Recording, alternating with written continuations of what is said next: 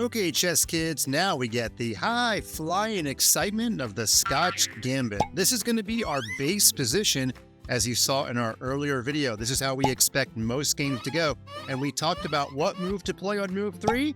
D4. That's right, there's other good moves, but this is the Fun Master Mike special. This was my secret weapon when I was a kid. Now, in our previous video, we talked about some random moves by Black, like pawn to D6 and knight to F6, but today, we're going to get into the meat and potatoes of the lesson. Even though I'm a vegetarian, we're still going with meat and potatoes. Now, Black is going to take this pawn if Black knows what to do. We're going to spend most of the video talking about pawn takes pawn. However, I guess your opponent could play knight takes pawn, so let's talk about what to do here because it's totally possible. You can actually capture this pawn back, but simpler is to capture the knight. I'm going to focus on this move. We know what Black's going to do. In this particular game, I don't like playing a gambit. I like just grabbing our pawn back. And sometimes in the Scotch Gambit, if you can just take your pawn back under favorable circumstances, that is totally reasonable. The point of the gambit is not to be down the pawn the entire game. You do want to get back to material equality, or maybe even better. So let's go ahead and capture the pawn.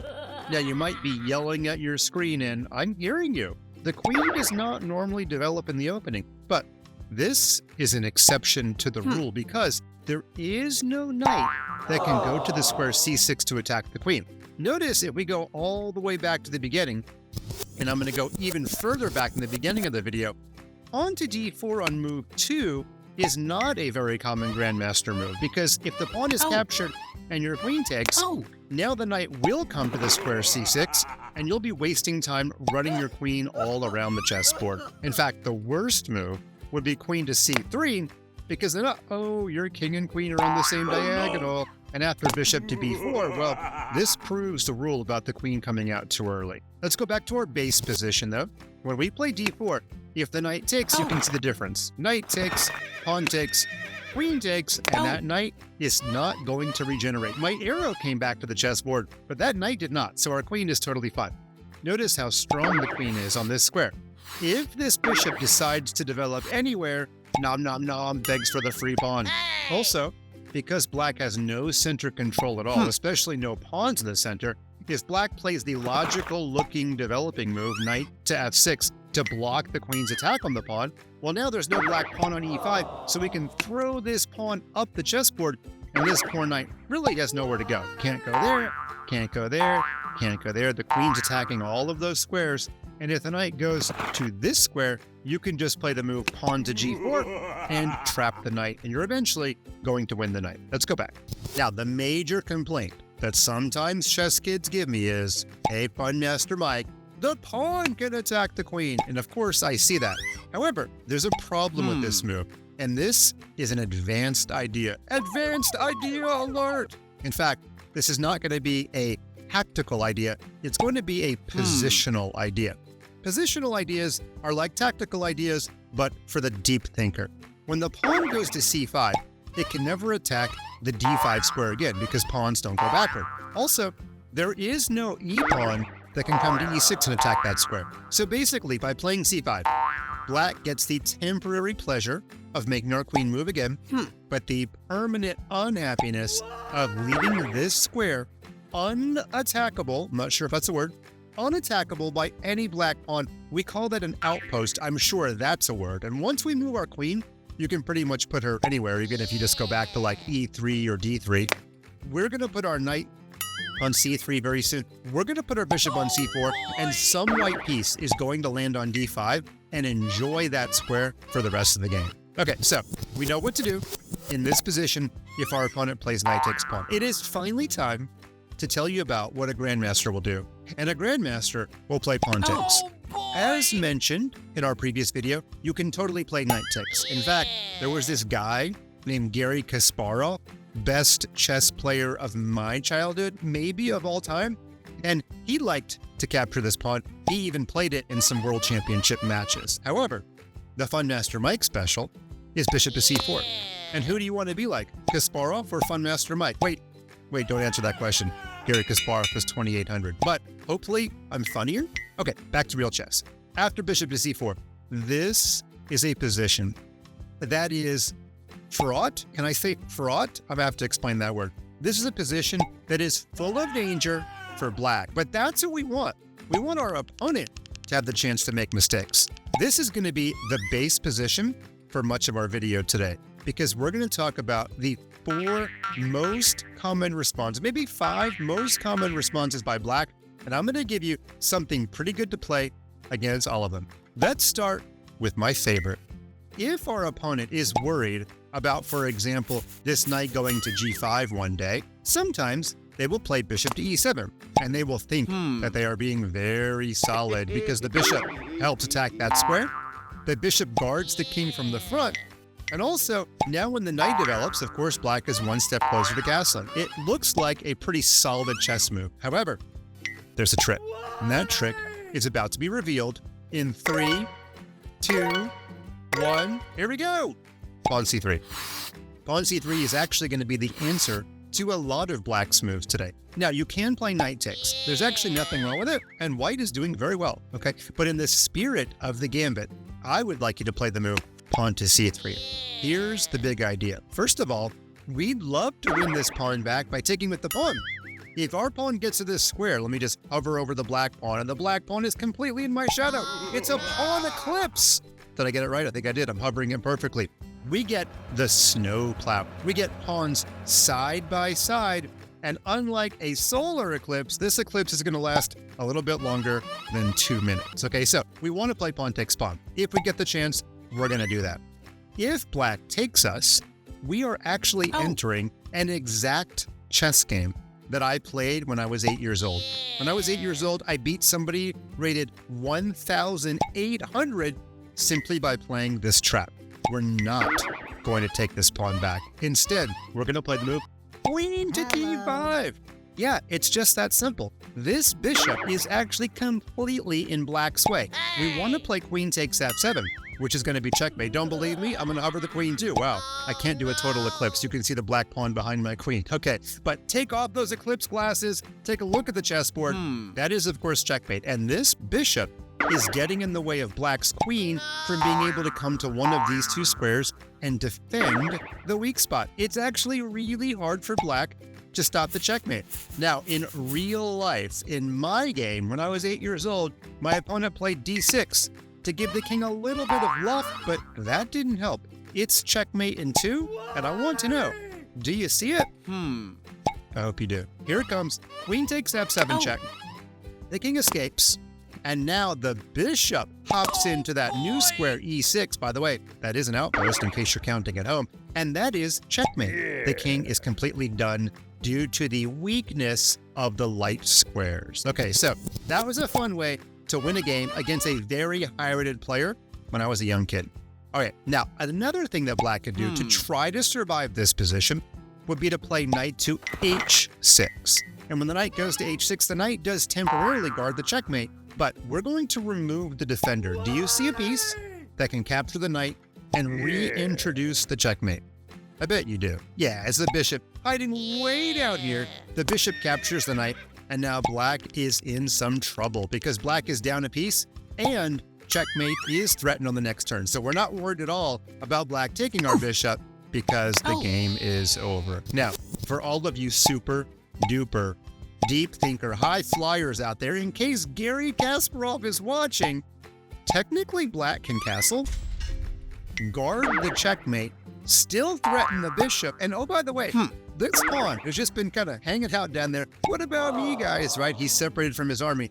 He's threatening pawn takes pawn, which would trap the rook, and black's about to get a new queen. Hello. Now, bishop c1 is playable.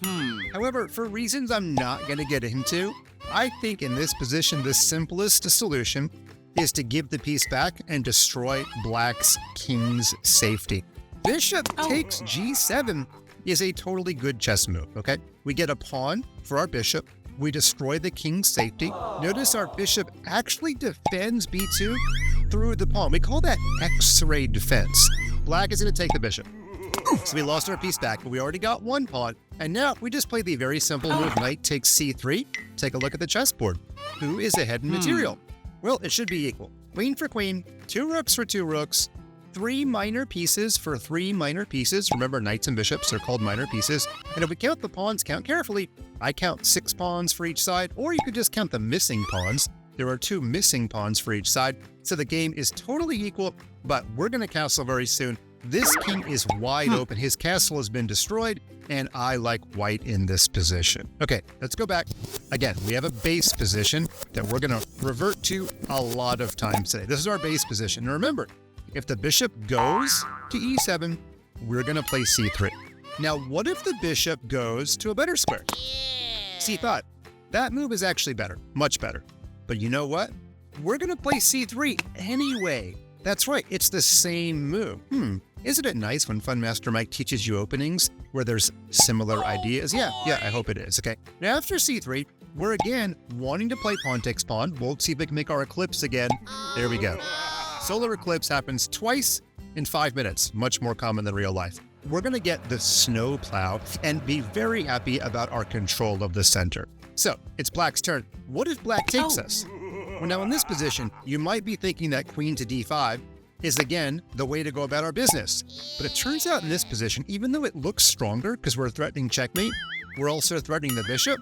Black can play the very simple move queen e7 and guard everything, and Black is actually totally fine. So what I want you to do is I want you to keep this idea in your back pocket. And in your front pocket, I want you to play bishop takes f7 check first, a tactic on the weak spot. Sometimes the order of the moves matters. Now when the king takes, we're going to play queen to d5 check on the next move. And of course, none of those queen defenses on e7 are ever possible because we're checking the king every single turn. And when the king moves, we're going to capture our bishop back. Even if we end up down a pawn, the black king is in such total disarray as far as his safety, white is going to have a really, really good game. In fact, if the black king goes to that square or that square, when we take the bishop, it will be with check, and we might be able to capture this pawn back on the next turn with the queen or with the knight. So that's kind of nice. If the king goes to this square, just to avoid the checks, well, bishop to g5 check at least wins the queen, thanks to our tricks, but is probably going to result in checkmate as well. And the simplest move, well, by simplest I mean the worst move for black, the simplest to analyze, is king to g6. Now, do you see why that is the worst move on the entire chessboard for black? Take a look at it carefully. If you thought queen takes bishop, well, that's a good move. But the old rule in chess, when you see a good move, look for a better one. I found a better one. I bet you did too. Queen f5 is mate on the spot. The bishop attacks h6 so the king can't run away. And the pawn, the mighty center pawn, defends the queen. The queen does all the other work herself. She checks the king, and she aims at all of these squares. That's a checkmate. The king cannot avoid our arrows, okay? Now, one little other move that could be played. If the king goes to the square e8, the smart thing about that move is that if we capture the bishop, it won't be checked, and black can do whatever he wants. Maybe he takes and tries to stay ahead of pawn, or maybe he just develops. However, there's a really cool in-between move. In fact, I'm kind of proud of the move I'm about to show you, because I had this position once as a kid, and I sort of invented this move. Now, I'm sure I was not the very first person ever to play this move, but afterward, when I showed the game to my coach, he admitted that he had never seen this move before, but it was pretty smart. And I think it was one of the first times where I felt like, hey, I know a little something about chess, because I thought about an idea that was not shown to me. I'm sure my coach would have figured out this move on his own, but here comes the move. Before we take the bishop, I want you to play queen h5 check first. By the way, you can totally take the bishop and have a pretty good game. Here is the genius of playing this check first. If the king goes to one of these two squares, then we come back and take the bishop, and it will be with check, which is what we wanted all along. However, the only other option for black is to push this pawn, but now we take the bishop. And you might be wondering, why did we check here and then come all the way back over here? That's like a crossover dribble. Why did we play chess like Allen Iverson? Ooh, that was a basketball deep cut. The reason is we wanted black to play g6. Why? Well, when you play g6, you put all your pawns on light squares, which means nothing is guarding the dark squares. And where is black's dark squared bishop? We just ate it for breakfast. Black doesn't have one. And in fact, if black tries to stay ahead of pawn now, by playing pawn takes pawn, when we played bishop takes, look at how nice it is that we made black play g6. Now our bishop is knifing through black's position like a hot knife through butter. and I don't think black is going to be able to survive the weakness of this diagonal. Okay, so we learned what to do against the second move for black. Let's go all the way back to our base position. As a reminder, when the bishop goes to c5, we play c3. Remember, if the bishop goes to e7, we play c3. Well, what about if the bishop gives check on b4? Are you noticing a pattern? We play c3. That's the neat thing about the Scotch Gambit. A lot of the same ideas are going to be used, okay? Now after c3, of course, we're winning a tempo on the bishop. And of course, if the bishop runs away this way, we will get the snowplow. I'm not going to do the eclipse thing again, but trust me, black is going to be very much worse because he's going to have to face those center pawns for the rest of the game. So black is almost certainly going to play pawn takes pawn in this position. Now here we have a legitimate split. I almost always teach pawn takes pawn in this position.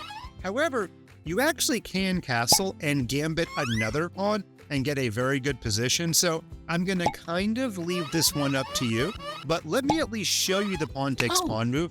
The reason I like this move is because when the bishop goes to c5, we can play our same bishop takes f7 check stuff. Remember, we just did it.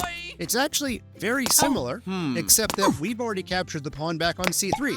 All of this stuff still very much works. And if we go back, if the bishop goes back to e7, we can still play our queen d5 stuff. All of that stuff definitely still works. It's actually even better because we don't have to worry about a black pawn ever taking our pawn down there on b2. So that's why I usually teach pawn takes pawn.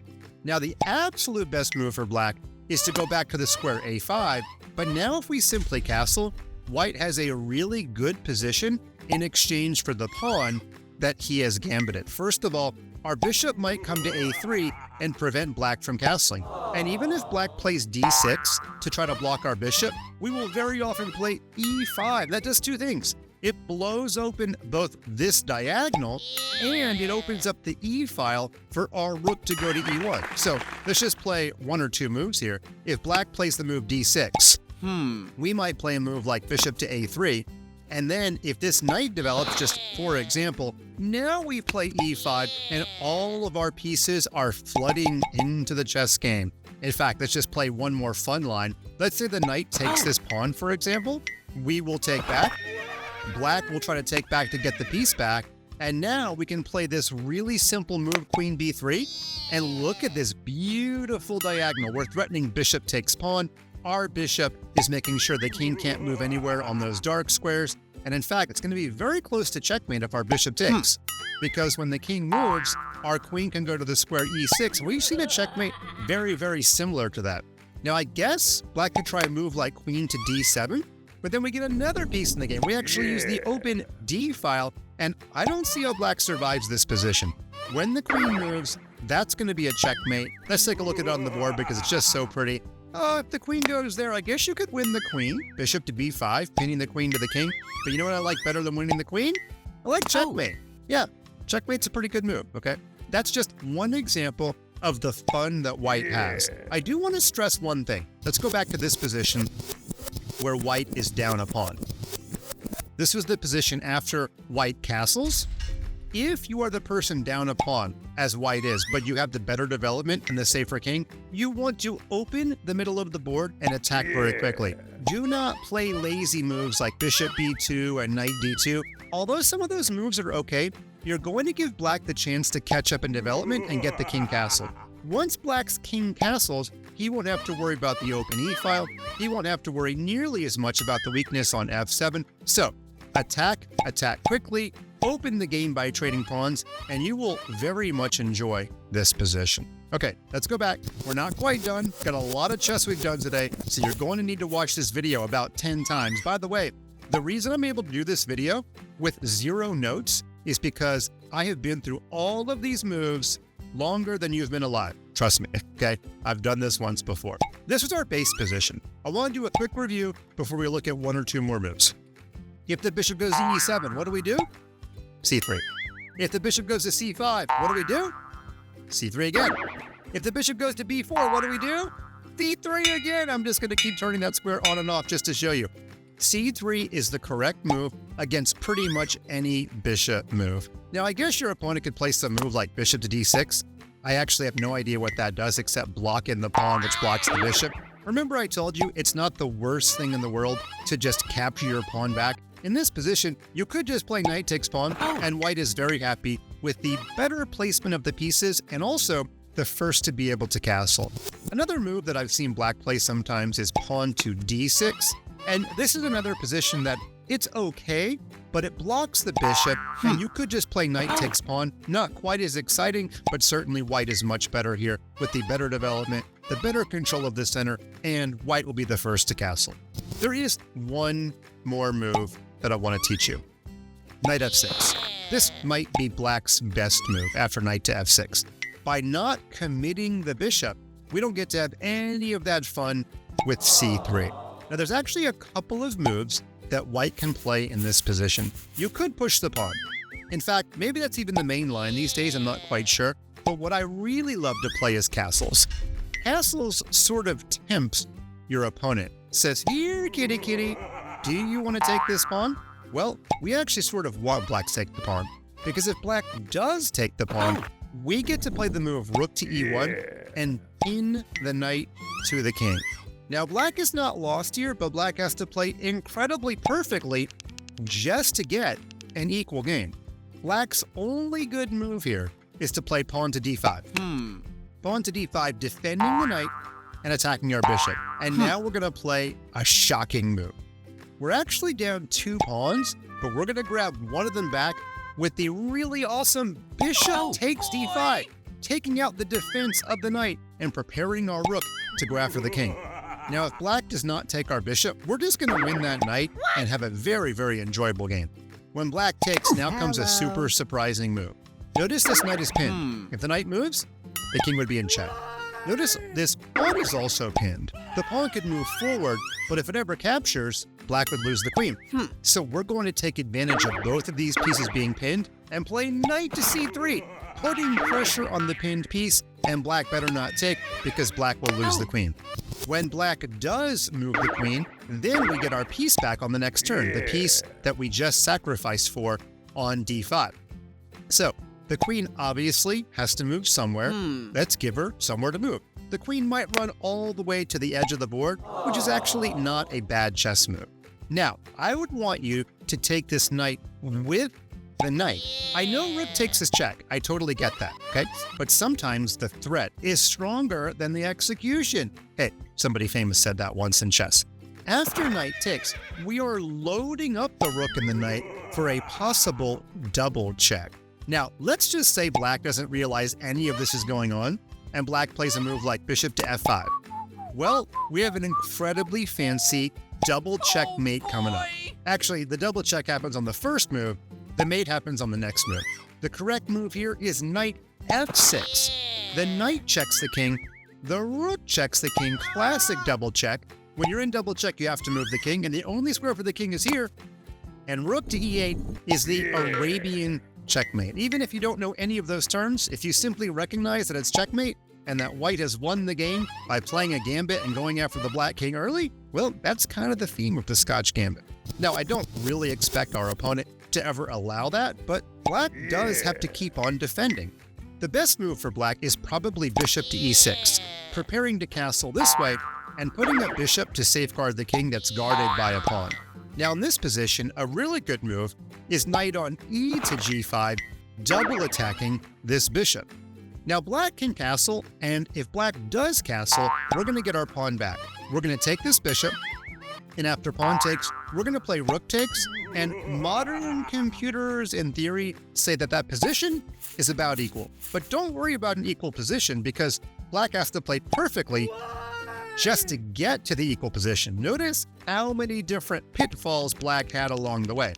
Also, if you're looking for an opening that always gives white an advantage no matter what black does, well, I'm looking for that opening too. We haven't found it yet. If there was such an opening, we would all be playing it, okay? Here's why I want you to play the move knight on e to g5 though. Many kids will try to guard the extra pawn. The bishop's being attacked twice, right? 1, 2. And it's only being guarded once. We actually want black to be greedy here. We want black to try to defend the bishop. For example, let's say the queen moves all the way over to the square d5 to defend the bishop. And after queen to d5, we're going to play a really shocking move. A move that you probably need Fun Master Mike to explain because it might not be the first one that you see. The knight is going to capture the pawn. I faked you out. When the knight takes the pawn, it looks like there's about 3 pieces guarding that pawn. The king, the bishop, and the queen by X-ray defense. But of course you realize the bishop's pinned, and if the bishop's pinned, of course the queen can't really help out. So it's only the king that can capture that knight. And when the king does capture the knight, we replace the first knight with a second knight, knight to g5 check, and we are going to win our bishop back. When the king moves, it literally does not matter where that king moves. We're going to play knight takes bishop on the next turn. Probably this is the worst move, right? Knight takes bishop. We've now recovered our piece.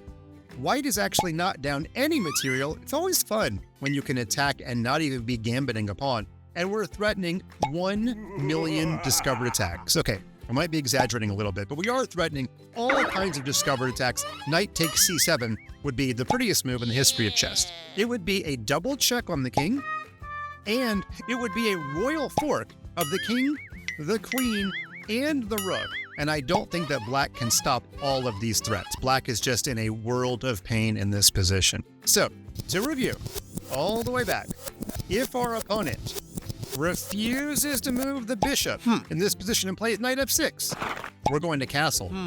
We're going to allow that pawn to be captured. We're going to play rook e1, and even if our opponent plays the perfect move d5, we're going to play the very unlikely bishop takes pawn. And after queen takes, we're going to play the even more unlikely but super duper awesome knight c3. And when the queen moves pretty much anywhere, by the way, we're going to play knight takes and load up on the double attack. And even if black does play bishop e6, we're going to go after that bishop. And if black defends, we're going to play knight takes f7 to remove the defender of the bishop. Then we're going to play our other knight to g5, and it's going to be happy, happy, joy, joy for the white pieces. This was perhaps the most technical and complicated ChessKid YouTube video of all time. I'm really going to encourage you to go back and watch it many, many times. If you can memorize all of these lines and use them over and over, maybe it will turn you into a master. It certainly worked for me.